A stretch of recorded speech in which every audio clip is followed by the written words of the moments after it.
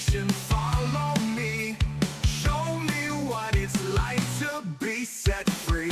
Can't you help me as I'm starting to burn all alone? Too many doses and I'm starting to get an attraction. My confidence is leaving me on my own. No one can save me and you know I don't want the attention. So sorry, you're not here.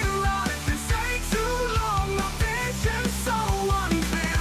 Now take a trip with me, but don't be surprised when things are what they seem. Caught here in a fiery blaze, won't lose my will to stay. These eyes won't see the same after I flip today.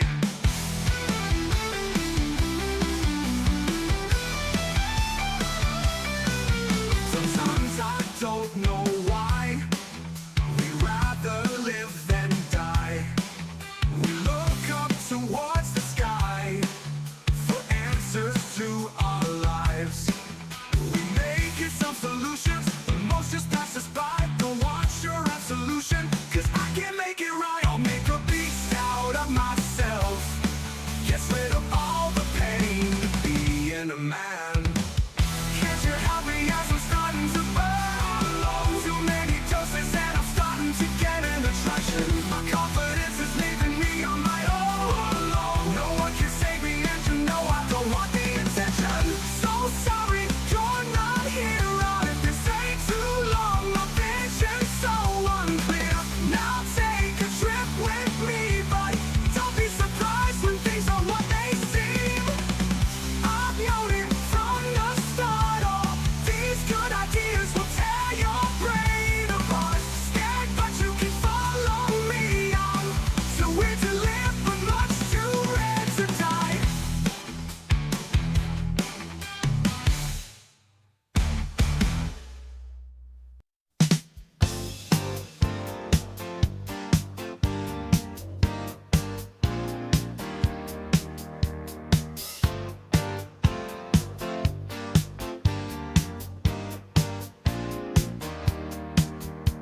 We all came out tomorrow on the Lake Geneva shore.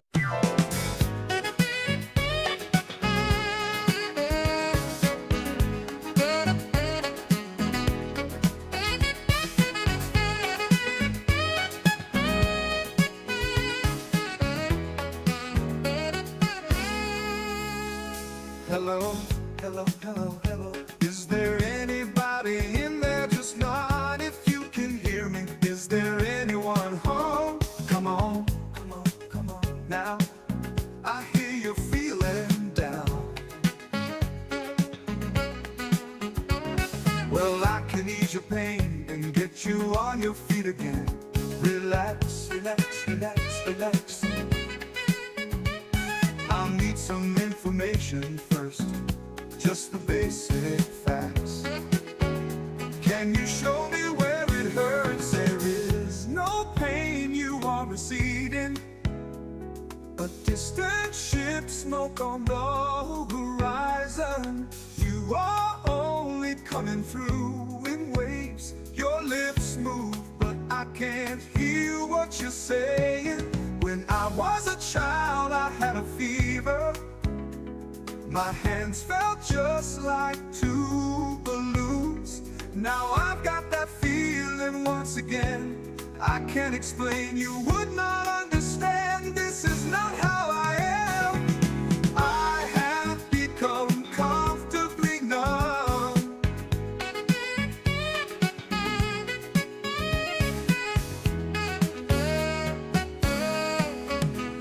Okay, okay, okay, okay. Just a little pinprick. There'll be no more, but you may feel a little sick. Can you stand up, stand up, stand up? I do believe it's working good. That'll keep you going through the show. Come on, it's time to go. There is no pain, you are receding. A distant ship, smoke on the horizon. You are only coming through in waves. Your lips move, but I can't hear what you're saying. When I was a child, I caught a fleeting glimpse. Out of the corner of my eye, I turned to look, but it was gone. I cannot put my finger on it now. The child has grown, the dream is gone. I have become comfortably numb.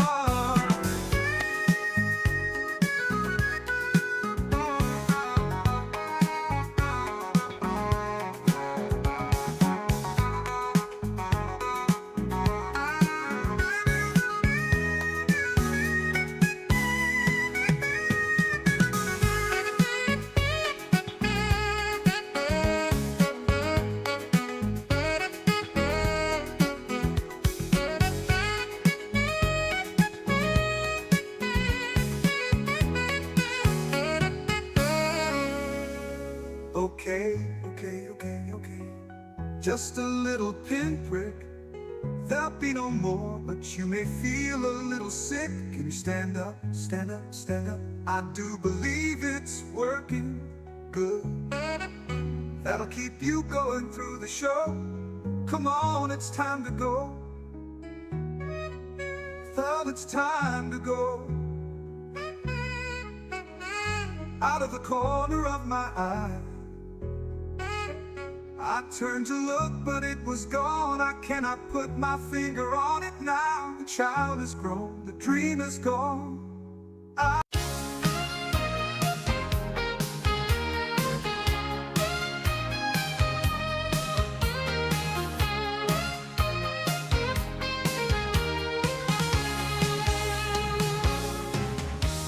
So close, no matter how far. Couldn't be much more from the heart.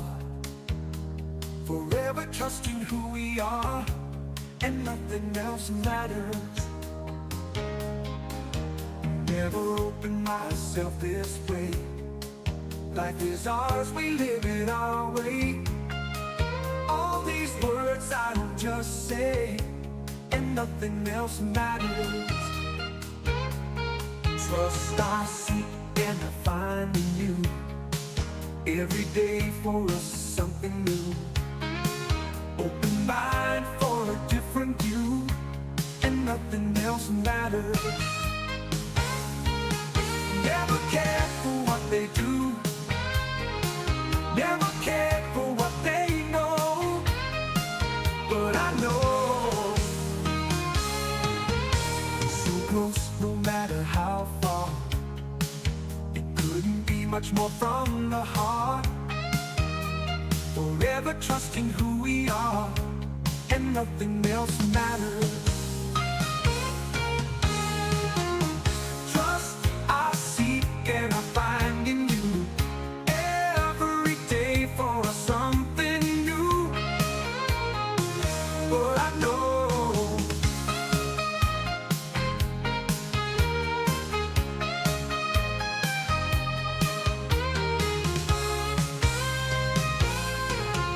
trust I seek and I find in you.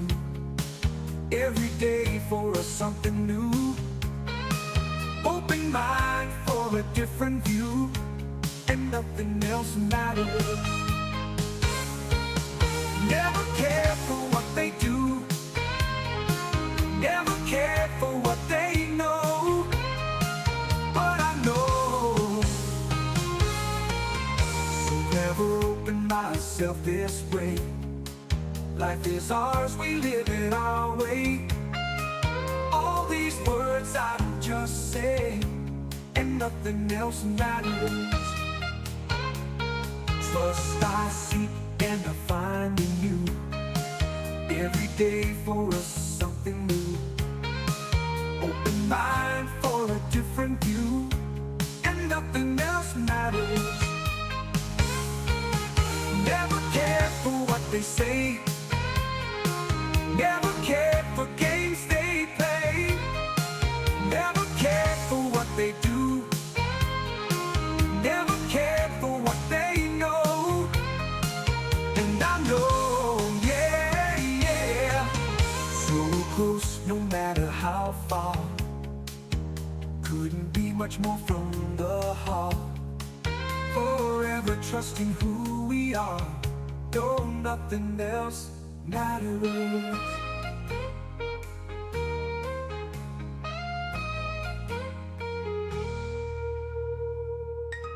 Never opened myself this way. Life is ours, we live it our way. All these words I don't just say, and nothing else matters. No, nothing else matters.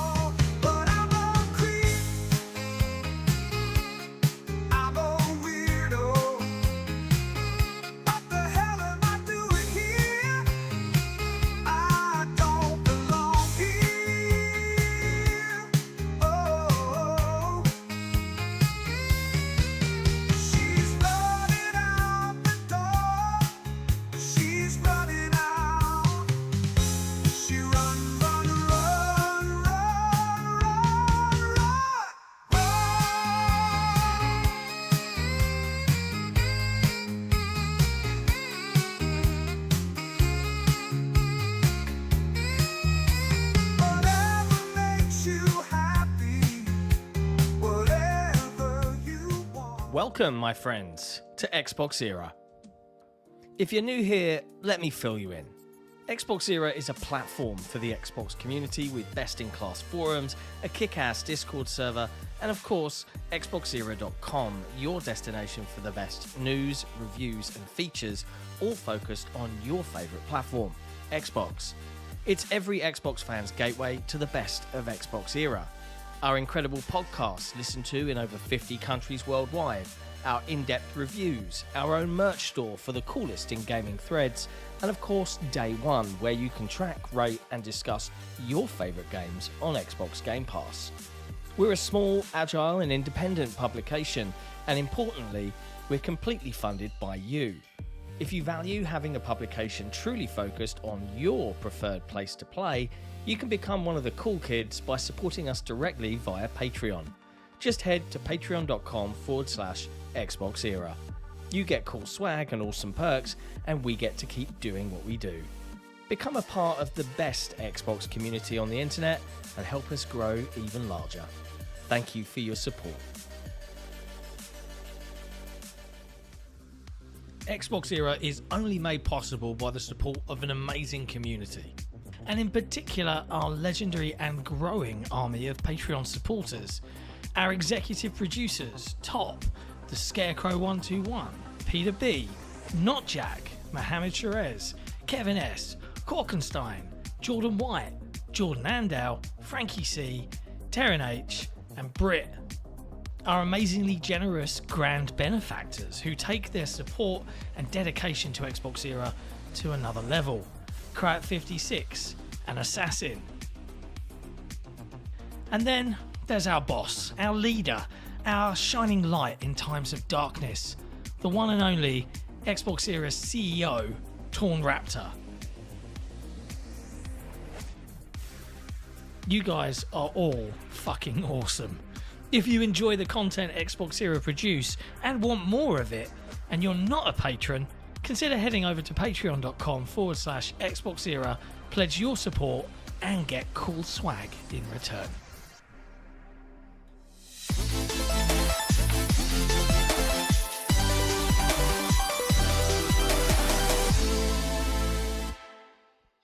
Hello, friends, and welcome to episode 245 of the Xbox Era podcast. We're here to discuss the latest in gaming from across the industry, but overall, we're focused on your favorite platform, Xbox. We're supported entirely by our wonderful Patreon community, so big shout out to all our MVPs, our executive producers, but a particular love and hugs and kisses to our grand benefactors, Crowd56 and Assassin, and our wonderful benevolent CEO, Torn Raptor. As always, I'm joined by Special Nick, What's going on? who is wearing some beautiful Fortnite Console Wars merchandise. Hey. I nearly wore my Hangout t-shirt tonight, but I went for a Black one because I'm fancy. Nick, and as always, Jesse here as well. I've got my Reviews editor. my anti-meta shirt on. Yeah, love it. Look at that, Console Wars. Can't back the Kickstarter anymore. You can't back it anymore on Kickstarter. We've turned that off now. Yeah, Actually. you might be able to And buy it eventually. one day. Straight away, within like a day of me, hey everyone, you've got 48 hours to lock your addresses. That deadline passes, I get a DM. Hey, can I change my address? Yes, you can, because I'm nice. Hello, chat, everybody. Nice to see you. Happy Saturday, whatever, evening, morning, Sunday morning, if you're in Australia, of course. Hope you're having a lovely weekend.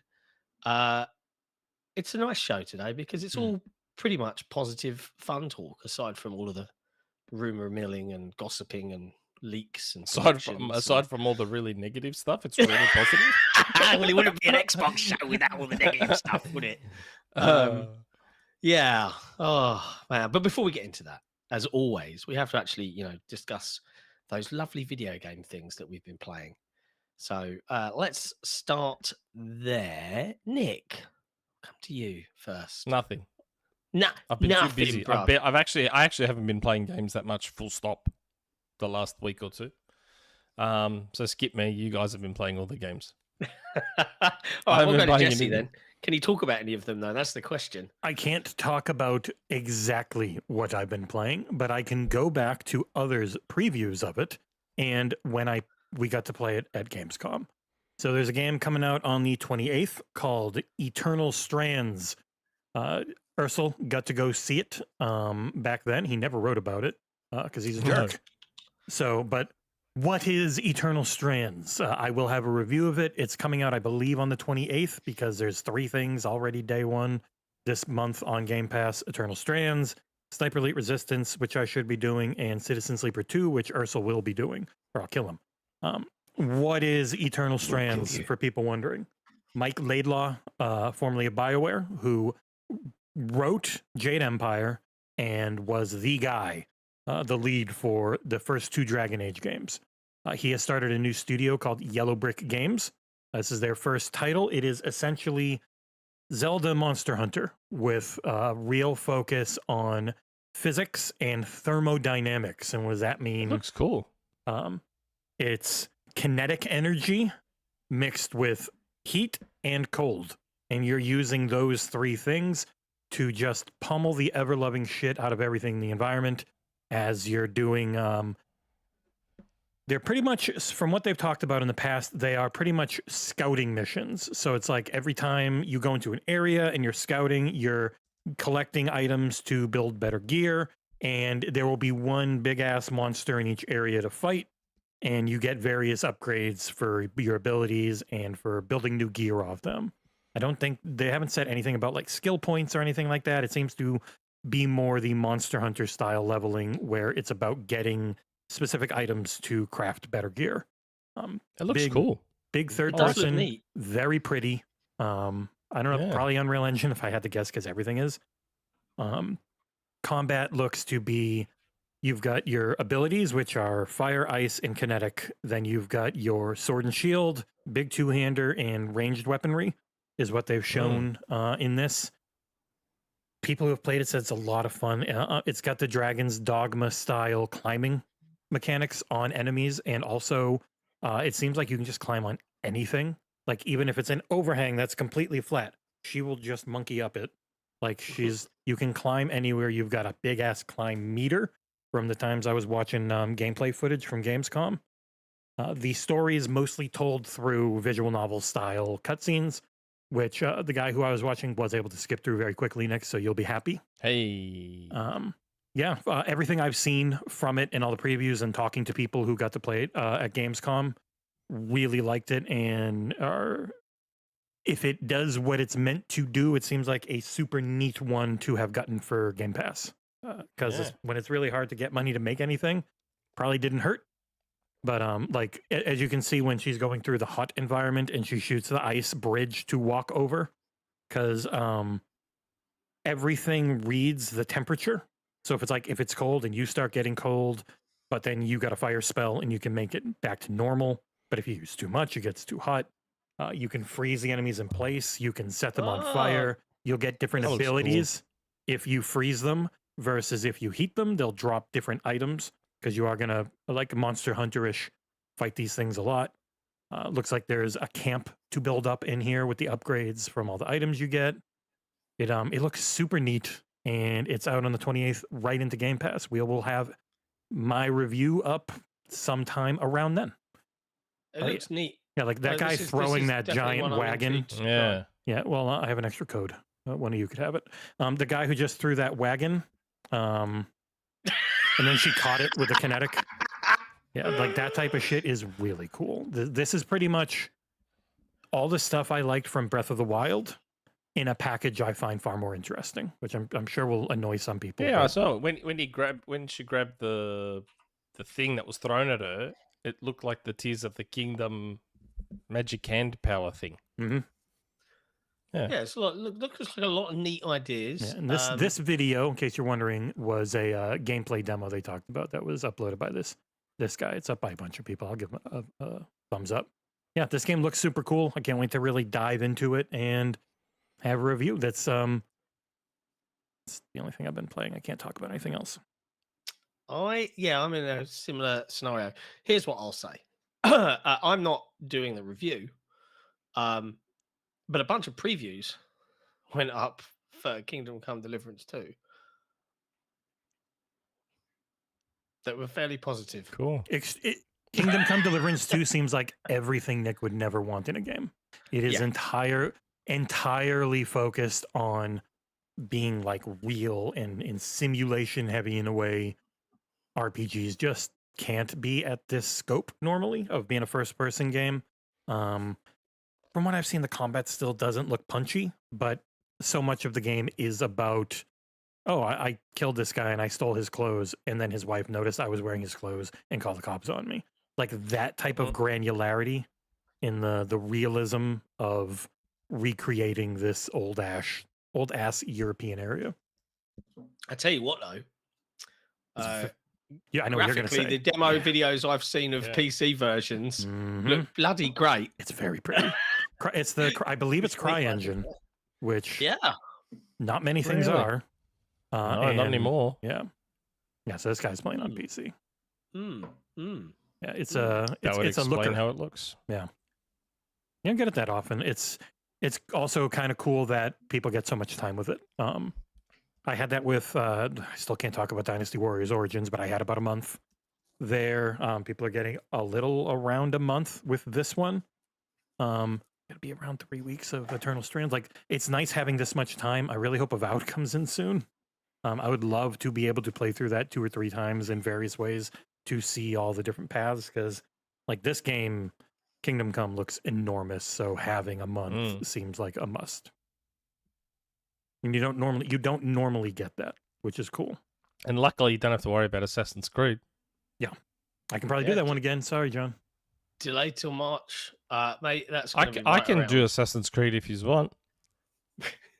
What was the story like? No, have you seen the gameplay they've shown off of that? Holy shit, does it look looks cool? The parkour, looks cool. like running across the roof and kind of it's the first. It feels like they're going back to Unity, where Unity was super smooth with the parkour, though too slow with letting you have control again. This one seems faster. Like it looks. I only amazing. want to be the ninja, but yeah, well, you only have to be here if you want. Yeah, I only want to be the ninja. I've wanted to be a ninja in Assassin's Creed forever. I mean, you were. So You good. just weren't Japanese. Also, ninjas don't exist. What? Yeah, they do. No, ninjas weren't a thing. The Yeah, they What about were ninjas versus pirates? for what was it? That's the whole point. Like they You were don't the think they stagehands. exist because they hide in the shadows. That's the Ninjas, point. as we know, they hide in the open. That's the way it actually goes. Like the actual assassins of that era just looked like farmhands and stuff because that's how you blend in. Mhm. But But they the were no moving. theater, they were all dressed in black, so you wouldn't see them when they're moving the set around. And then someone's like, "Oh shit, you could be an assassin because no one can see you." It'd scare the shit out of the audience. Yeah. Otherwise, though, like Nick, I haven't been playing much. Otherwise, not that I can recall. I have bought Exit 8, which I'll be doing a Patreon only live stream because I've been told to go in blind. So I picked it up.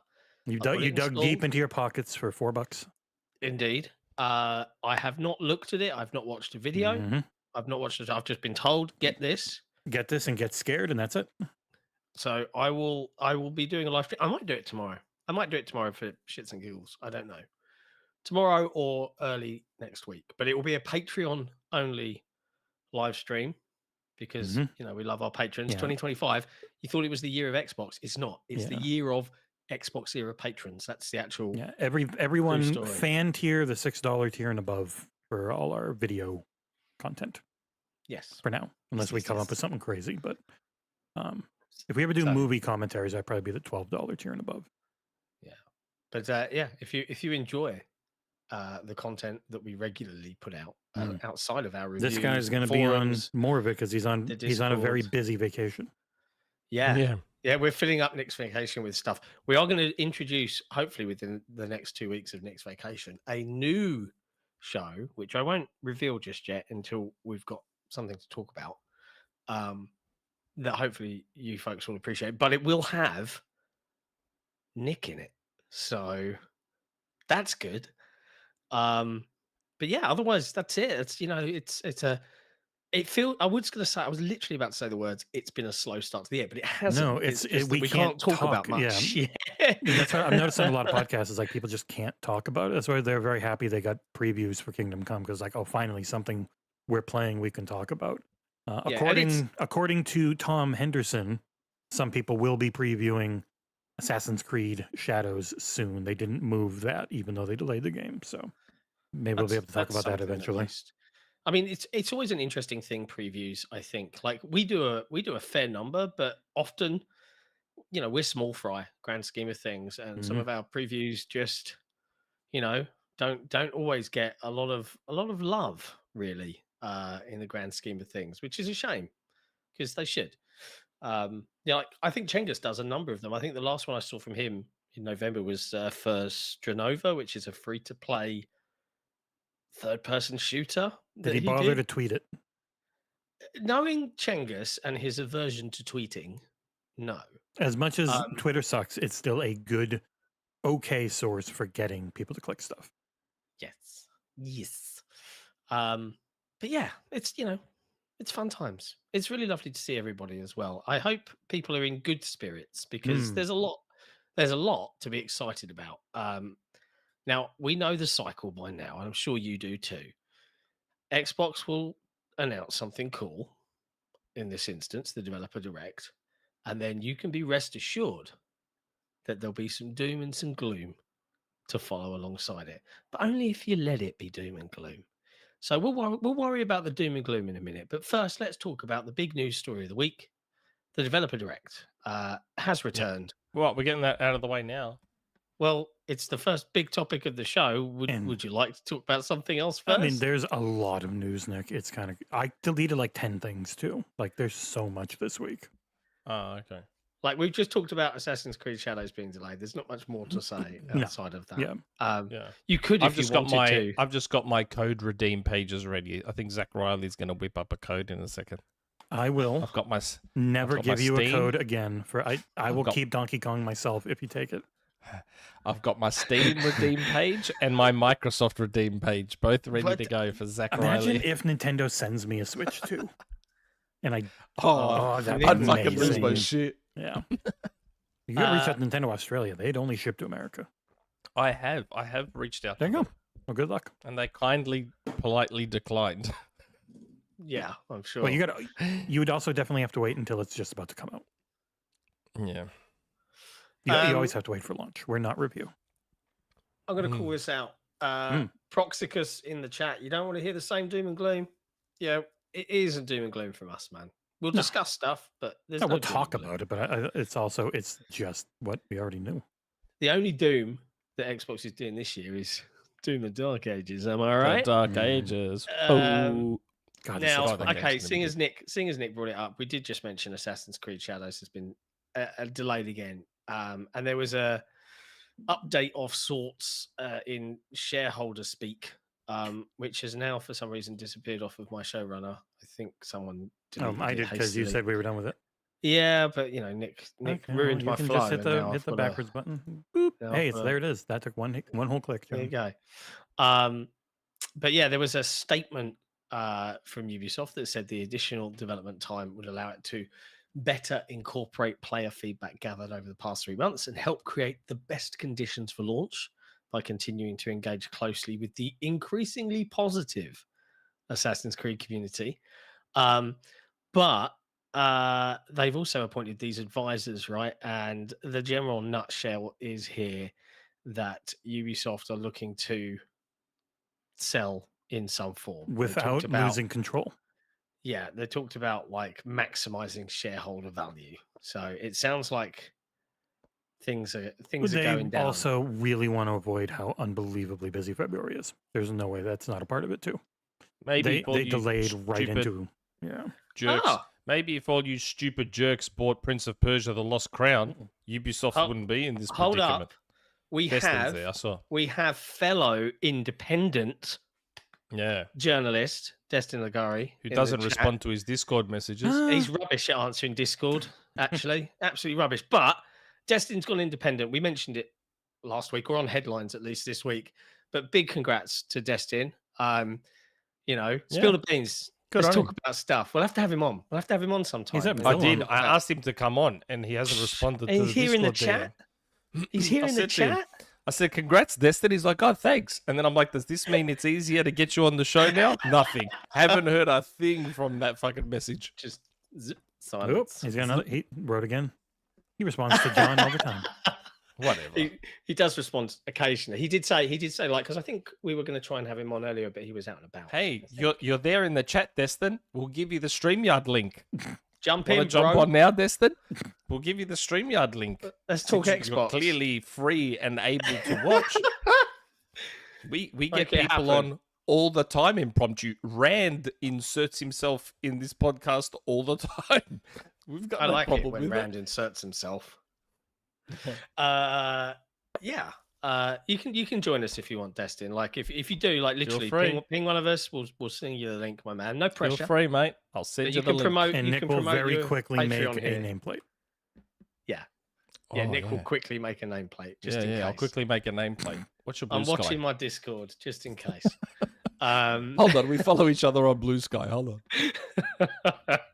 on. But yeah, so Ubisoft, I think, are going to be in for an interesting year, and I can't help. I don't know how everybody else feels about this, but out of the jokes about Microsoft being the industry's punching bag, I think the only company that gets a worse kicking in general media consensus is poor old Ubisoft. Ubisoft.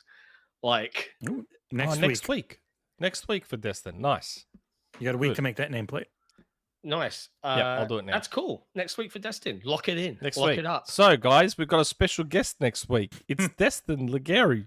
Independent, no longer with those losers at IGN. What? Yeah, well done, Yeah, they- Destin. Oh my goodness. Oh, Also, by the way, jokes. Assassin's Creed Shadows does look very good. Honestly, There it hasn't been looks a great. bad Assassin's Creed game in a very long time. They are Yeah, over like- reliant on it because they have failed in a lot of other spots, but this franchise is very good. I would say that there are hundreds and millions of, not hundreds of millions, there are millions of Assassin's Creed Trillions. fans out there Oh, that will absolutely eat up, effectively an adjusted recipe of more of the same. Mm. this is every year heavily without This fail. is heavily adjusted. Now, This feels Um, new. the thing that, and Jesse and I have spoken about this before when we talked about Ubisoft. Like, Nick, I don't know if you ever played it. Like, they've Which released a one? number of games, like Star Wars What's Outlaws. Rebel Galaxy Outlaw? Not Is that a something good you game? want. Zach No, Riley's put it there. Wouldn't be for you. Story Is based. I that a have no Steam idea. code? Is That's that a Steam code, mate. You don't have anything that can. Don't take the community's codes. They're not Oh. for you. They're not for you. Do you want for the Rebel community. Outlaw Someone- Galaxy, or He do said you want someone beat Nick to it. do you want Jesus that game, H. or do you want Donkey Kong Country Returns HD? Because if you take it, you don't get Donkey Kong. What's Rebel Galaxy Outlaws? Rebel. Let's have a look. Oh my god! Right. Anyway, whilst Nick's interrupting the flow of the show by pursuing game codes for things he'll never touch or play, Because he can't. Jesse and I have long commented that Ubisoft open world games. If you look at Star Wars Outlaws, and granted, the version I played several patches later, it's very different to the version reviewed, but I thought it was great. Avatar: Frontiers of Pandora, I thought was really solid. which open world actually made fun. me like something Avatar, and I really don't like that. One of the best looking games as well. Mhm. And I'm sitting here like, am I playing the same things that everyone else is? But I also recognize that I, as a gamer, TM, do not regularly play large open world games because I get bored quickly. So when I have dipped my toe in, it's usually been after an extended period of not playing lots of And those. they have been golden pathing their games more and more. They're not nearly as big to beat as they used to be. Valhalla was the worst offender. For like Far Cry 6, you could probably beat in like, I don't know, 25, 30 hours. Like most of their games you can beat in 20 to 25 hours if you want. They're not the 60, 70, 80 hours that they can be 300 hours if you want to do everything. But if you want to beat this game and feel like you got your money's worth, you can still do it in like 25 hours quite often. I can see people are already predicting what the surprise is. We'll talk about the surprise in a minute. But I just wanted to wrap Ubisoft up. So I think Ubisoft is definitely going to go through some stuff this year. It's going to be interesting to see how it all Should have shakes all out. bought Prince of Persia. You should have all you've only got bought yourselves to blame. Prince of Persia. That game is the best game. I It had actually- someone who was like a friend of mine who's a bit of a PlayStation fanboy, who normally sticks to So those most of your games, friends. has been hearing about Prince of Persia, and he bought it, and he's like, okay, I'm trying Prince of Persia now. This better be good or fucking, And then all of a sudden I get a DM. I've been playing Prince of Persia for 6 hours straight, and now I can't concentrate at work. I'm like, yeah, man, Prince of Persia's the fucking best. It is the best. I feel like Metroidvanias have that special hook Oh, that very few other God. games kind of get. As you ramp up and get abilities and new pathways, and you're just like, you're just locked in, man. love Actually, I that have to stuff. admit, I'm seeing a comment in the chat from Woodstar Forges. The price of Prince of Persia did hurt it a But little he bit. also said just as good or better Metroidvanias for half the price. I was like, no, it's one of the best. There aren't. Well, this one a lot probably of is the better. best one of all time, but still, he's sort of Yeah, correct. there's a lot in of good that $20 to $30 ones. fantastic. Yeah. Yes, there's fantastic Metroidvanias that are half the price of Prince of Persia. Prince of Persia is arguably the greatest one ever made, but that doesn't necessarily mean it should have been the price that it For was. action platformers, not Metroidvania is not a thing. Market expectations of those sorts of games are, well, those games shouldn't be that expensive. It doesn't matter, But- Woodstar. If Nick thinks something is subjectively the best, that means it's objectively the best. I mean, I preferred the is. Ori games to Prince of Persia. Nah, I adore the Ori games. You know I adore those games, and I gave Will of the Wisps 9.5. But, Prince of Persia. Oh, my God. It's just... Have you played it, John? Yeah, You have? yeah. And you reckon the Ori games are better? I prefer them. Yeah, I prefer the Ori games. The second one, maybe not the first one. Yes, maybe in terms of mechanically, I think Prince of Persia is a better Metroidvania than the Yeah. first Ori game. But I think everything in Will of the Wisps, like from art to music to design, is Music, Gareth Coker did both. yes, I know. But I think the music in Will of the Wisps is better. Really? Yeah. Nah, see, It's- I love that. I I love love thing. that Middle Eastern music is, oh my God. Shit fucks me up. You could even call it Persian. Well, yeah, you could call it Persian, but is Persia a thing anymore? It's not really Persia. No, it was up until anymore. like the 70s, and then they changed the name. Yeah. Yeah. I've got a mate who calls himself Persian. Yeah. Even though That's because people do not like the guy who changed the name, so they weren't happy about it. Okay. Yeah. He was a CIA puppet. Anyway, America. Developer Direct. Let's talk about it. It is back on January the 23rd. Microsoft Everyone announced expected it. We all earlier this expected that there would be a. It looks like it's going to be an annual thing now, and that's Yes. good. I reckon that's great. I think it's a brilliant way to start the year. Like if you think Yeah. back before this existed, you were left kind of sucking your thumb until the bubbling started to happen around April, May. They would maybe before have the showcases in the June, ID at right? Xbox stuff. Like that was about all you got. With yeah. Twitch. Yes, yeah. But Developer Direct's back. They have announced the following. We have Doom: The Dark Ages from Which id I think Software. we all speculated would be there. Mm-hmm. Yep. This is the third installment in the modern Doom reboot. Oh, can't wait. We're going to go back to a more horizontal style more of gameplay. grounded. It And I should be able to get a code from that one independent of Jesse.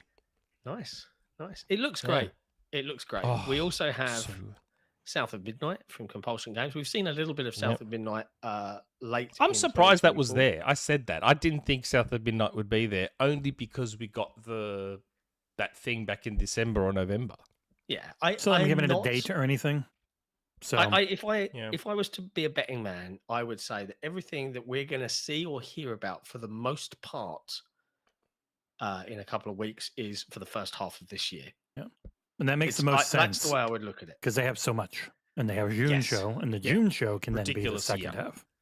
So Yeah, like your ridiculous, June yeah. show is half second half 2026. Like you just have so much shit to announce for the rest of your year, and then you can potentially have a Fable Direct after it because that's the biggest probably first party thing outside of Call of Duty, which I don't know if you want to do the Call of Duty Direct every year, because they also have their own stuff, their own preview events and whatnot. But yeah, no, they've got the 4 things, of 3 of which we know. The big surprise, everyone's trying to guess what's it going to be. Is there going to be another one? Because they've done 5 games, the first 2 dev directs. So is it going to be 2 surprises?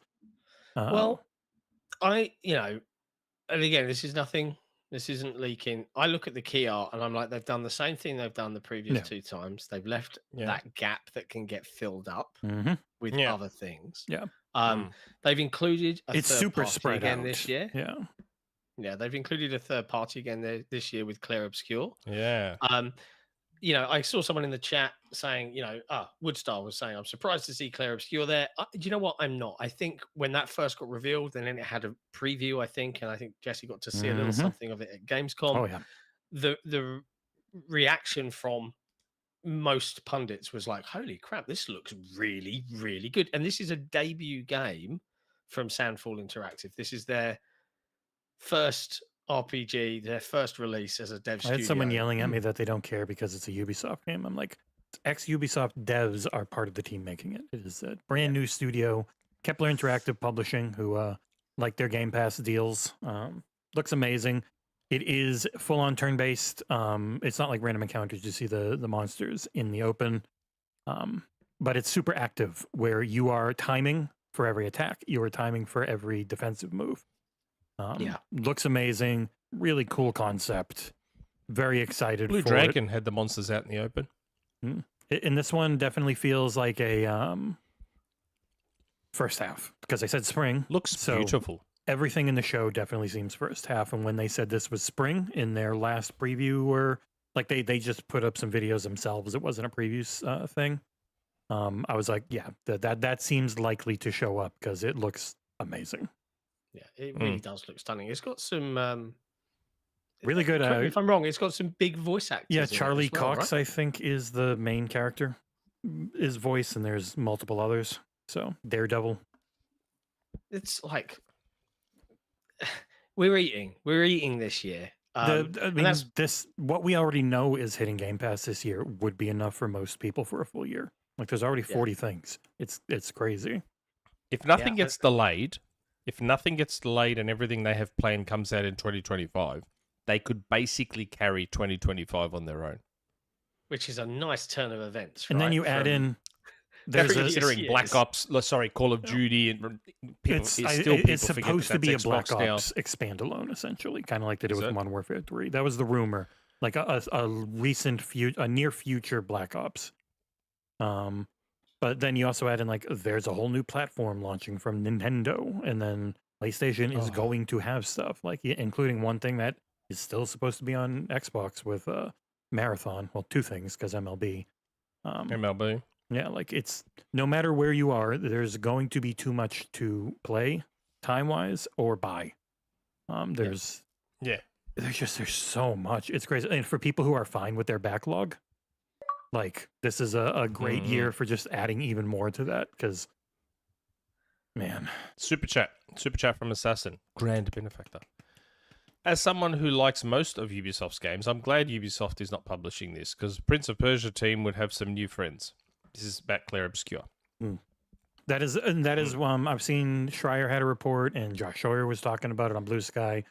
The biggest problem is mismanagement, and that is Ubisoft's problem.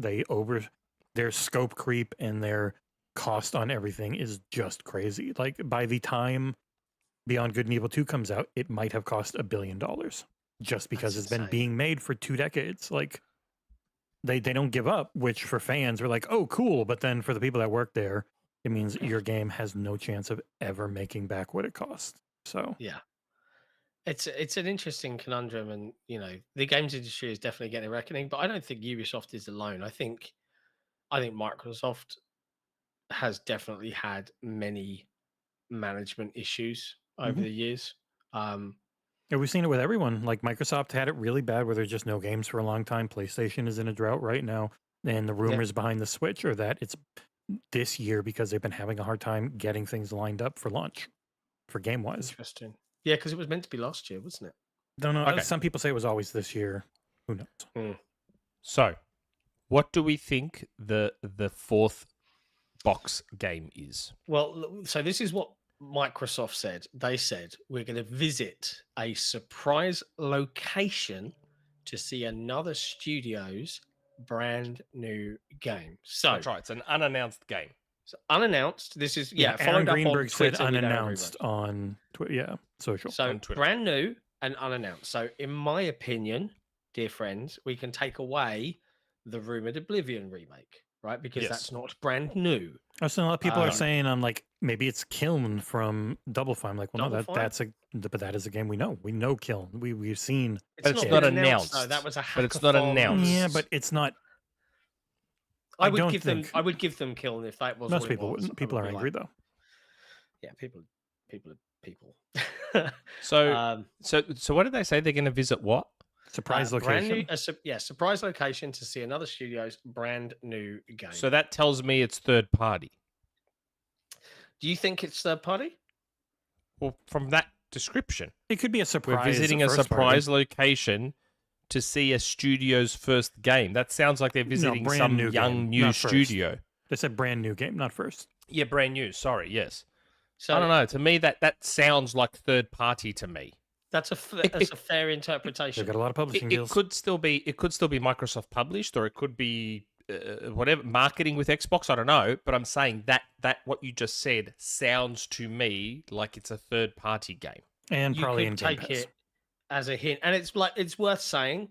And I want to be clear with the audience here because we're not here to spoil the Dev Direct. None of us know what the He's trying to find out, knowing him, but he does not know. Yeah, I am actually trying to find out. And genuinely, if we know, we wouldn't say. No. Right? I'm just being Nick would upfront do his normal, I'm going to audience. predict, and it would be his friggin' actual thing he's been told, and I If would mute Nick him. tried to predict, we'd mute the fuck out of him. I don't know. I'm legitimately trying to find out, but I don't know. I read the language, and I was like, that sounds as an example, third party. there are fans out there that have been dying for the Forza Horizon series, which is due, in my opinion, with 6, to go to Japan, Asia, right? Yes. Location, is that the hint? We're going to go to a new location, a surprise location. Surprise location. But you why know, is like- Japan a surprise location? Because Forza Horizon fans Because have been demanding Japan it for hates ages. Xbox. Don't you remember? Yeah, surprise. We know they hate us here, but here we are. You know, I don't know. What does chat think? I want to hear. Like, drop us your super chats, folks. We want to hear what are your 'Cause theories. I for the did surprise have my games? guy reach out to me and give me a speculated game, which I'm not going to say because then people will take that and twist it and say, well, Nick said this is the fourth we mystery call that game. doing a Nate to hate because his whole thing was a few leaks and then a lot of predictions, and everyone reported all of it as a leak. And that's what I'm saying. That's why I don't want to say this. But when you just said what you said, John, and then I remembered what my guy said about what game it could be, I was like, ooh, maybe he's right and it is that game. But I'm not going to say because then people will say Nick said it's this game. But if it is this game, oh boy. They're going to China for Black Myth Wukong 2. I'm like, oh boy.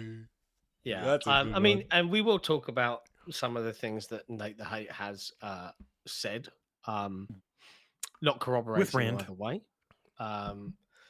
But yeah, Surprise location to visit a studio's new game. Unannounced. Yeah. So Could be- the unannounced part came from Aaron Greenberg on Yes. Blue Sky or Twitter after Yes. the fact. Mhm. So I want it to be first party because Microsoft have so much that I want to know about. What if it's the next Yeah, I game know. from the abandoned dev? Mm. Unabandoned. I mean, What if it's Kamiya, right? Yeah, At he's his busy. new studio, and he's got a new dragon game, and it's just not called Scalebound. It's called something else. Dragon? It's called Scale. We'll Never Get This Oh, Out because no. we're busy with Okami. Can you imagine? What about let's take me through the list of Microsoft studios here. Like who is working on something that we don't know about? Double Fine. Double Fine. Yeah. Double Okay. Fine. So it could be a Double Fine game. What else have we got? There's the Infinity Ward shooter Call of Duty RPG that's been rumored about for a long time. The Polish studio they started up that's working on it, but that's not old. That's like maybe a couple years old. That it's always a thing like you don't know how long things have been worked on. Hmm. You might know Ooh, that yeah. something exists in some form, but where is it in its development cycle? How big is it supposed to be?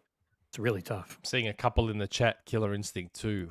Oh yeah. How good would that be? I can see Solo. It's 100-star games. I saw Ryan McCaffrey predict this, and after his great prediction last year of Indiana Jones, like Well, I also, like to give They Him a just lot left benefit of the Rocksteady. They were like, what, 10 months into Yeah, I making it don't- a I new don't see studio? it. Like that. This is the hiring up process. What did he say again? 100-star games. It was the devs that the ex-founders of Rocksteady they've signed with Microsoft, like for a game. And that's even that signing is rumored. It was never talked about publicly. I don't think.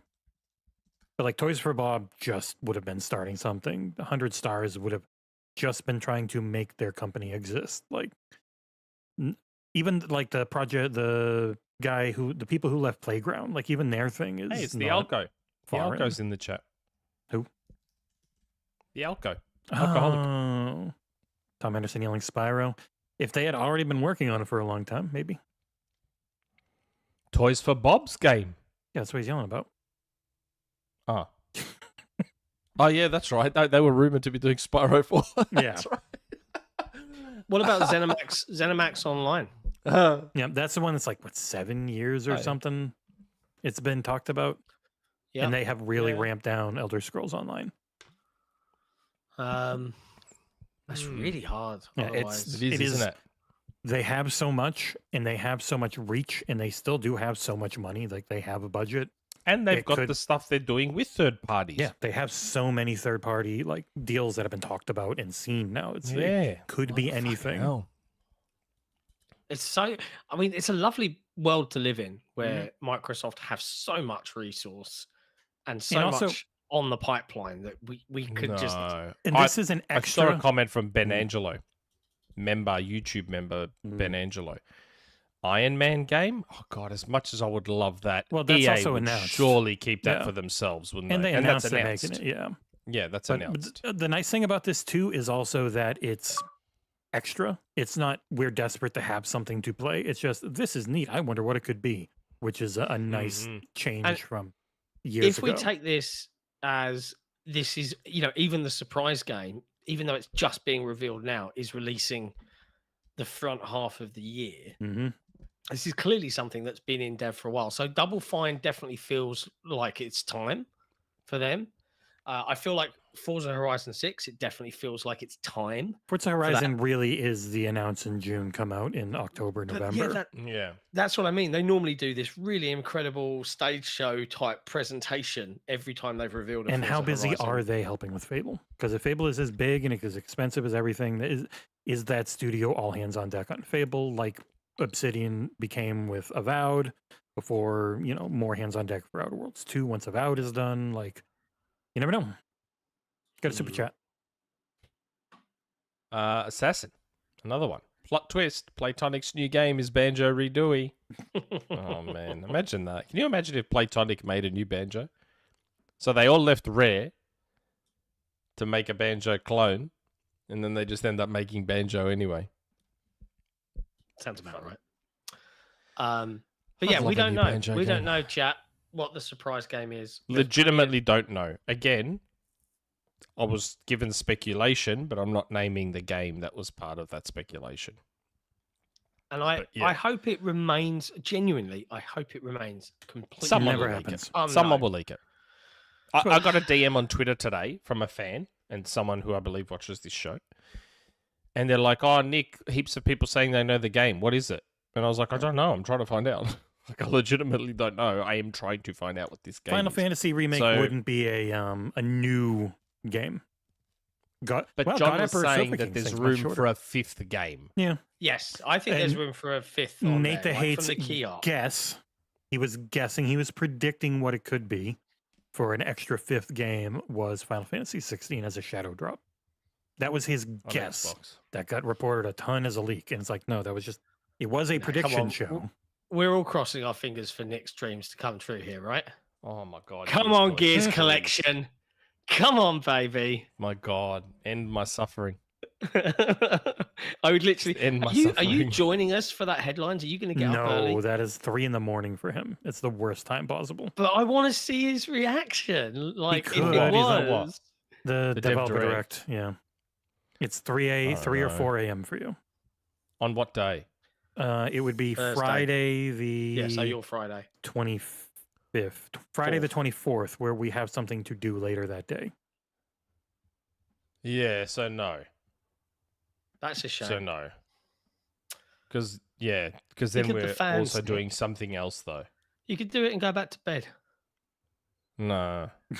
Think of the No. fans. Think Nick hates the patrons confirmed. no. If you want to be hated by No. Nick, head to patreon.com/ They won't hate me XboxEra. when they see what I did. They won't hate me when they see what I And did. they might. I mean, No. they might. People can find any reason to hate. They're really good at it. Um, No. No. But let's talk about, we've mentioned Nate the Hate a couple of times now. He's done his show. It was with Rand, right? Yep. Yeah. Because MVG so- was at CES. Lots of stuff here. And on the subject of Gears Collection, I don't know what's the leak here and what's the prediction from Nate the Hate. So every game when it's releasing was a prediction. The ports stuff wasn't. Mm. So he's predicting that the Gears Collection is real Yep. and is coming this summer. And he also said is- he thinks Gears E-Day is this year. Well, Tom Warren's already reported Gears E-Day was Has he? scheduled for 2025. Yeah. We said it last week. Remember, we talked about it last week, and I asked the question, do you think Gears E-Day could be 2025? And everyone's like, nah. I'm like, I don't know, man. I reckon it could be. Well, I that mean- is their pattern. But the coalition announces a game and then releases it the following year. The Coalition are just Efficient. machines. Yeah. They are But here's the machines. question. If that is, okay. Let's say Forza Horizon 6 definitely isn't a thing this year, right? And they've given an extra year. It to doesn't cook, and seem that's to be a thing because no one's talked about it as being I a know. potential It's thing. just been time. You Yeah, know, it's but been more than enough It's a time. very busy But studio. okay, let's say it's not. And let's say, even though we've got no mention of Fable, which was given a 2025 in the summer showcase of 2024, there's no mention of it on this. I'm hoping at the end they'll say, hey, join us in the summer for our Fable Dev Direct. I'm hoping. But if Fable and E-Day are both releasing in fall, which one takes God. the indie slot? Is that like, which one of them's the December Fable. game? That you think Fable would be the December game? Why Yeah. does either of them have to be a December? Because that's Because when Nate Spreading this stuff predicted out. Fable would be December. Oh, did he? December. Yep. Okay. Oh, okay. Yeah, I That can feels see like here. a mistake to me on Microsoft's part, if that was the case. That feels like a mistake to me. No Game of the Year nomination again. Because It- Gears E-Day, got Gears dice. isn't going to be a Game of the Year nomination, but Fable would have a chance of being one. I mean, Nate's predicted in terms of releases, South of Midnight for April, Doom, The Dark Ages for June, Gears E-Day June. possibly fall, Oblivion remake. Oh, I think Doom currently is June. Doom is May. I don't know why. I wrote Yeah, that. I Doom would is think May. Doom. I would think Doom is May. Yeah. Okay. I would And have then guessed. Oblivion remake in June, possibly. Or currently, I think the Oblivion remake he said was currently set for June, which is right after Mag had said it's currently set for August. So I go with Nate normally in that discussion. Looking forward to Doom. I'm looking forward to all of these things. Every single thing I'm looking South of forward Midnight. to. South of Midnight looks fantastic. Oh boy. I am going to interrupt you because friend of the channel, Creaky Legs, who makes so many of our wonderful shorts, has gifted us 5 1-month $6 patron subs. Holy shit. He has given me what? all the links. So I'm going to type in here real quick. Pay attention, chat. Go to Be quick off the mark if discord.gg. you're not a Patreon sub. Discord.gg/XboxEra. If you are in that Discord server, I am going to copy these links and put it Thank you, into Creaky general Legs. channel and ping everyone. That's amazing. And anyone who takes more than one, I will slice you. Take one per person. Don't be a jerk. I will Thanks, know. Creaky Legs. I can see who takes them. That's amazing. Thank you, Creaky At Legs. everyone, thanks to the amazing Creaky Legs, they are gifting 5 1-month $6 Patreon memberships. Causes a lot to type out. So yeah, join that Discord right now if you want to do it, because I'm gonna put this live in a couple minutes. Go, go, go, people. Discord.gg/XboxEra. You can get a free membership for a month to the Xbox Era Patreon. That means you get access to every episode of Sick and Nick's Flicks, which is our movie podcast. You'll get access to some of our retro hangouts and future content. If we do stuff this month, you'll be able to sneak in. And obviously, we'd hope you stick around because we provide more than the average bear, if you know what I mean. Okay, so we've talked schedule. I think And like when would Outer Worlds 2 be? Yeah, yeah. When's Call Well, of we Duty? didn't even settle on the 5th game though. On the No, we haven't. I Potential know. surprise 5th game. I don't think we John can. said settle on Final it. Fantasy 16 potential I shadow didn't. drop. No, I didn't say Nate said that. That's Nate's guess. Oh, Nate said that. Sorry, Yeah. sorry. I'm rooting for Gears Collection for you, brother. Gears collection. I am Yeah, rooting yeah. for the Gears Collection. I feel like Surprise it's fifth time for game. you. It's even surprise 5th game's harder than is just as hard as the 4th. It could be anything. It could be first party. It could be Yeah. third party. It could be Third party. first party publishing. Like, Yeah. it's also there's no guarantee that it like Visions of Mana wasn't on Game Pass. So it could be something that is a bigger third party that isn't on Game Pass, but that would be weird.